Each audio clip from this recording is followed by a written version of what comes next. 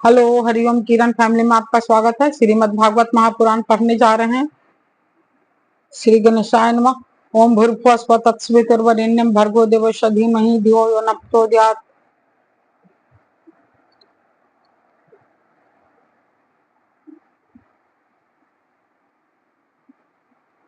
बलराम जी का विवाह हो गया, अब कृष्ण जी का विवाह होना है रुक्मिणी के द्वारा, रुक्मिणी के साथ। दसम स्कंद जरूर सुने क्योंकि इसमें कृष्ण लीला है। अतः त्रिपंचाशतमो अध्याय, 53 अध्याय, रुक्मिणी हरण। श्री सुखदेव जी कहते हैं, परीक्षित, भगवान श्री कृष्ण ने विदर्भ राजकुमारी रुक्मिणी जी का यह संदेश सुनकर अपने हाथ से ब्राह्मण देवता का हाथ पकड़ लिया और हंसते हुए यूं बोले। भगवान श्री कृष्ण ने कहा, ब्राह्मण देवता जैसे विदर्भ राजकुमारी मुझे चाहती है, वैसे ही मैं भी उन्हें चाहता हूँ। मेरा चित्त उन्हीं में लगा रहता है। कहाँ तक कहूँ, मुझे रात के समय नींद तक नहीं आती। मैं जानता हूँ कि रुक्मिणी ने द्वेष बस मेरा विवाह रोक दिया है, परंतु ब्राह्मण देवता, आप देखिएगा, जैसे लकड़ियों को मत कर एक दूसरे से रगड़ कर मनुष्य उनमें से आग निकाल लेता है, वैसे ही युद्ध में उन नामधारी क्षत्रिय कुल कलंकों को तहस नहस करके अपने से प्रेम करने वाली परम सुंदरी राजकुमारी को मैं निकाल लाऊंगा। श्री सुखदेव जी कहते हैं, परीक्षित, मधुसूदन श्री कृष्ण ने यह जानकर कि रुक्मिणी के विवाह की लगन परसों रात्रि में ही है, सारथी को आज्ञा दी कि दारुक तनिक भी विलंब न करके रथ जोत लाओ। दारुक भगवान के रथ में शव, सुग्रीव, मेघपुष्प और बलाहक नाम के 4 घोड़े जोत कर उसे ले आया और हाथ जोड़कर भगवान के सामने खड़ा हो गया। सूर्य नंदन श्री कृष्ण ब्राह्मण देवता को पहले रथ पर चढ़ाकर फिर आप भी सवार हुए और उन शीघ्रगामी घोड़ों के द्वारा एक ही रात में अनर्थ देश के विदर्भ देश में जा पहुंचे। कुंडिन नरेश महाराज भीष्मक अपने बड़े लड़के रुक्मी के स्नेह बस अपनी कन्या शिशुपाल को देने के लिए विवाह उत्सव की तैयारी करा रहे थे। नगर के राजपथ, चौराहे तथा गली कूचे झाड़ बुहार दिए गए थे, उन पर छिड़काव किया जा चुका था।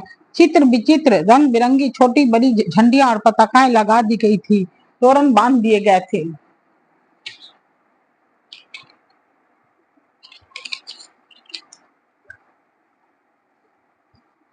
वहां के स्त्री पुरुष पुष्पमाला, हार, इत्र, फुलेल, चंदन, गहने और निर्मल वस्त्र से सजे हुए थे। वहां के सुंदर सुंदर घरों में अगर के धूप की सुगंध फैल रही थी।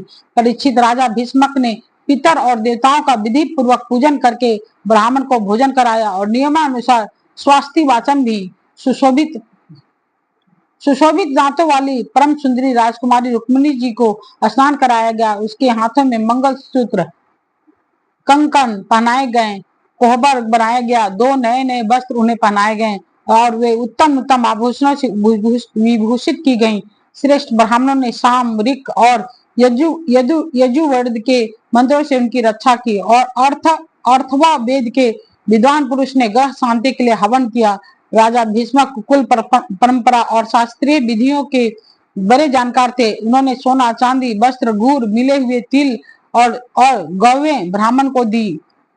इसी प्रकार चंडी नरेश राजा दम घोष ने भी अपने पुत्र शिशुपाल के लिए मंत्रज्ञ ब्राह्मणों से अपने पुत्र के विवाह संबंधी मंगल कृत कराए। इसके बाद वे मद चुआते हुए हाथियों, सोने की मालाओं से सजाए हुए रथों, पैदलों तथा घुड़सवारों की चतुरंगी सेना साथ लेकर कुंडिनपुर जा पहुंचे।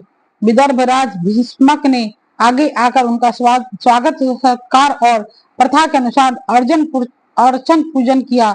इसके बाद उन लोगों को पहले से ही निश्चित किए हुए जनवासों में आनंद पूर्वक ठहरा दिया।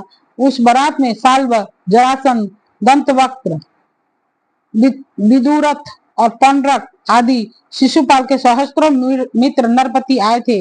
वे सब राजा श्री कृष्ण और बलराम जी के विरोधी थे और राजकुमारी रुक्मिणी शिशुपाल को ही मिले इस विचार से आए थे।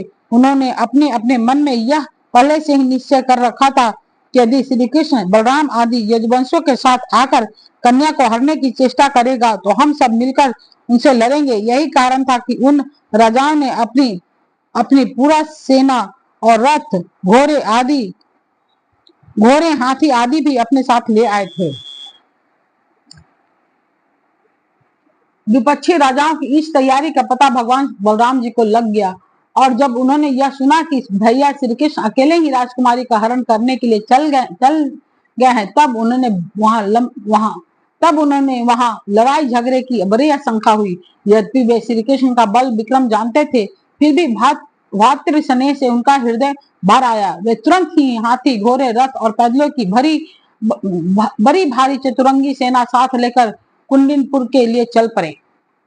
इधर परम सुंदरी रुक्मिणी जी भगवान श्री कृष्ण के शुभागमन की प्रतीक्षा कर रही थी। उन्होंने देखा श्री कृष्ण की तो कौन कहे, अभी ब्राह्मण देवता भी नहीं लौटे हैं। वे बड़ी चिंता में पड़ गईं। सोचने लगी, अहो, अब मुझ अभागिन के विवाह में केवल एक ही रात की देरी है, परंतु मेरे जीवन सर्वस्व कमल नयन भगवान अभी भी नहीं पधारे। इसका क्या कारण हो सकता है? कुछ निश्चय नहीं मालूम पड़ता। यही नहीं, मेरे संदेश ले जाने वाले ब्राह्मण देवता भी अभी तक नहीं लौटे। इसमें संदेह नहीं कि भगवान श्री कृष्ण का स्वरूप परम शुद्ध है और विशुद्ध पुरुष ही उनसे प्रेम कर सकते हैं।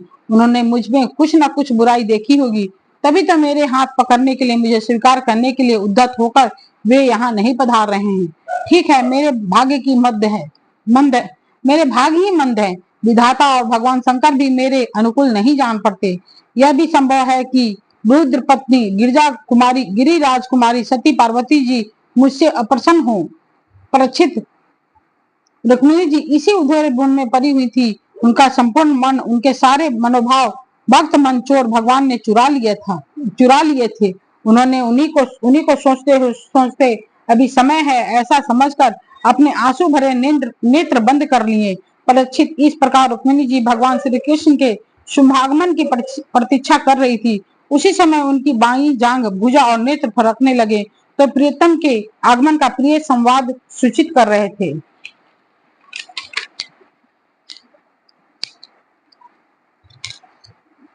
इतने में ही भगवान श्री कृष्ण के भेजे हुए वे ब्राह्मण देवता आ गए और उन्होंने अंतपुरी में राजकुमारी रुक्मिणी को इस प्रकार देखा मानो कोई ध्यान मग्न देवी हो। सती रुक्मिणी ने देखा ब्राह्मण देवता का मुख प्रफुल्लित है, उनके मन और चेहरे पर किसी प्रकार की घबराहट नहीं है। वे उन्हें देखकर लक्षणों से ही समझ गई कि भगवान श्री कृष्ण आ गए। फिर प्रसन्नता से खिलकर उन्होंने ब्राह्मण देवता से पूछा। तब ब्राह्मण देवता ने निवेदन किया कि भगवान श्री कृष्ण यहाँ पधार गए हैं और उनकी बुरी बुरी प्रशंसा की। यह भी बतलाया कि राजकुमारी जी आपको ले जाने के उन्होंने सत्य प्रतिज्ञा की है। भगवान के शुभागमन का समाचार सुनकर रुक्मिणी जी का हृदय आनंद तीरे से भर गया। उन्होंने इसके बदले में ब्राह्मण के लिए भगवान के अतिरिक्त और कुछ प्रिय न देखकर उन्होंने केवल नमस्कार किया, अर्थात जगत की समग्र लक्ष्मी जी ब्राह्मण देवता को सौंप दी। राजा विस्मक ने सुना कि भगवान श्री कृष्ण और बलराम जी मेरे कन्या का विवाह देखने के लिए उत्सुकतावश यहाँ पधारे हैं। तब तुरही, भेरी आदि बाजा बजवाते हुए पूजा की सामग्री लेकर उन्होंने उनकी आगवानी की और मधुपर्क, निर्मल वस्त्र तथा उत्तम भेंट देकर विधि पूर्वक उनकी पूजा की। विस्मक जी बड़े बुद्धिमान थे, भगवान के प्रति उनकी बड़ी भक्ति थी। उन्होंने भगवान को सेना और साथियों के सहित समस्त सामग्रियों से युक्त निवास स्थान में ठहराया और उनका यथावत आतिथ्य सत्कार किया। विदर्भ राज भीष्मक जी के यहाँ निमंत्रण में जितने राजा आए थे, उन्होंने उनके पराक्रम, अवस्था, बल और धन के अनुसार सारी इच्छित वस्तुएं देकर सबका खूब सत्कार किया।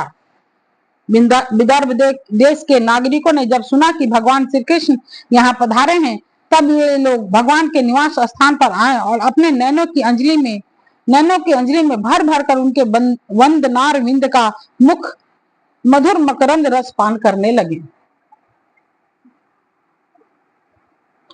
वे आपस में इस प्रकार बातचीत करते थे, रुक्मिणी जी इन्हीं के अर्धांगिनी होने के योग है और ये परम पवित्र मूर्ति श्याम सुंदर रुक्मिणी के ही योगपति हैं।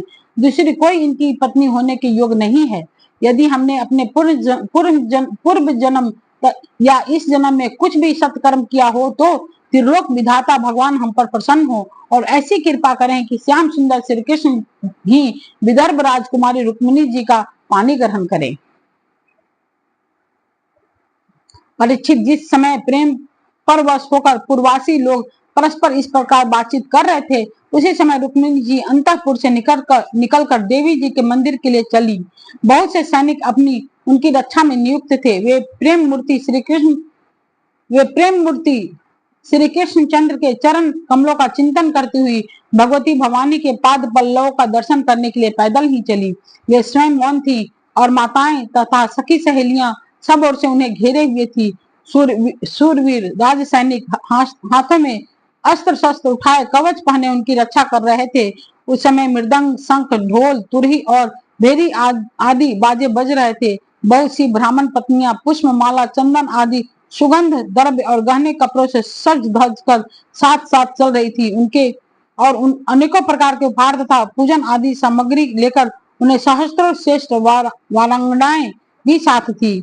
गवैये गाते जाते थे, बाजे वाले बाजे बजाते चलते थे और सूत, मागध तथा बंदीजन दुल्हन के चारों ओर जय जयकार करते बिरद बखानते जा रहे थे। देवी जी के मंदिर में पहुंचकर रुक्मिणी जी ने अपने कमल के सदृश सुकोमल हाथ पैर धोए, आचमन किया। इसके बाद बाहर भीतर से पवित्र और शांत भाव से युक्त होकर अंबिका देवी के मंदिर में प्रवेश किया। बहुत सी विधि विधान जानने वाली बड़ी बूढ़ी ब्राह्मणियों ने उनके साथ थी। उन्होंने भगवान शंकर की अर्धांगिनी भवानी को और भगवान शंकर जी को भी रुक्मिणी जी से प्रणाम करवाया।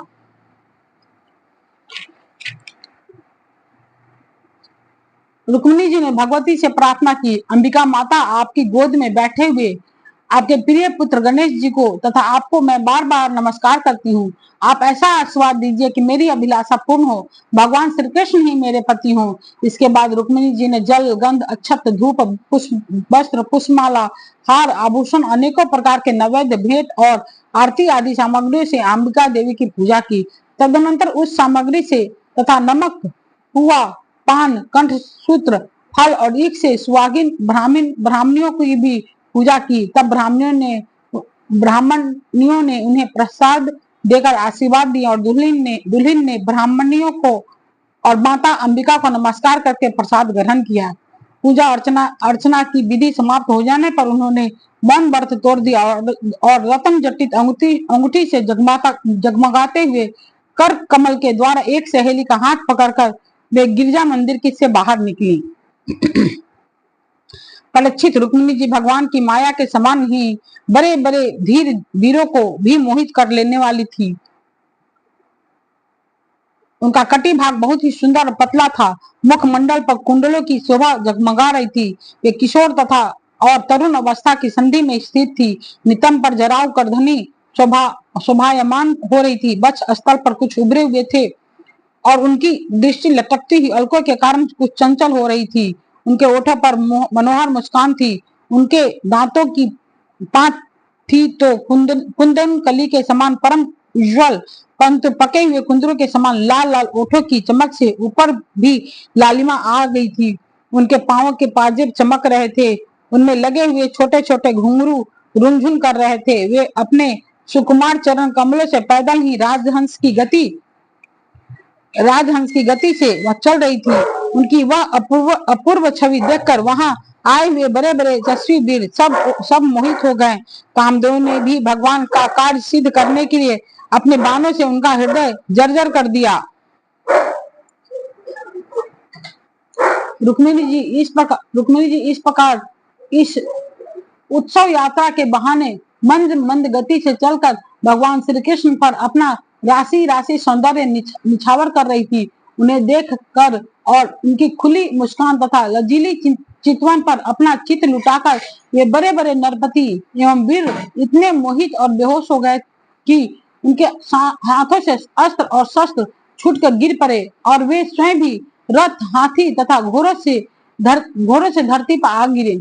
इस प्रकार रुक्मिणी जी भगवान श्री कृष्ण के शुभागमन की प्रतीक्षा करते हुए अपने कमल की कली के समान सुकुमार चरणों को बहुत ही धीरे धीरे आगे बढ़ा रही थी। उन्होंने अपने बाएं हाथ की अंगुलियों से मुख की ओर लटकती हुई अलके हटाई और वहां आए हुए नरपतियों की ओर लजीली चितवन से देखा। उसी समय उन्हें श्याम सुंदर भगवान श्री कृष्ण के दर्शन हुए।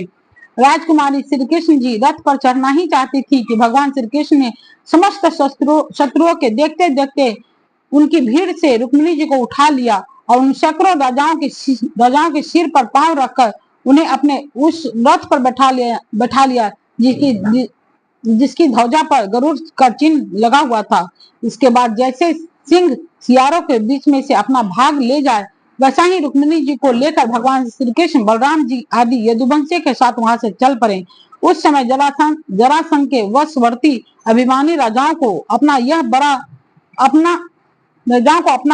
बड़ा भारी तिरस्कार और यश कृति का नाश सहन न हुआ।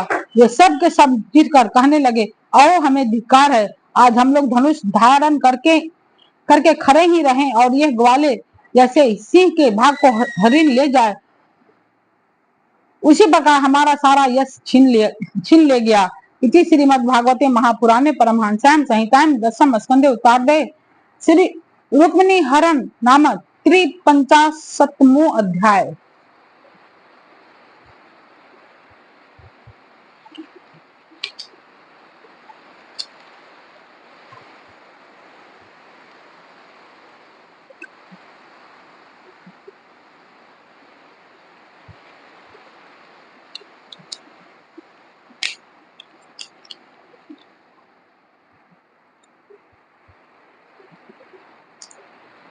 ओम भूर्भुवः स्वः तत्सवितुर्वरेण्यं भर्गो देवस्य धीमहि धियो यो नः प्रचोदयात्।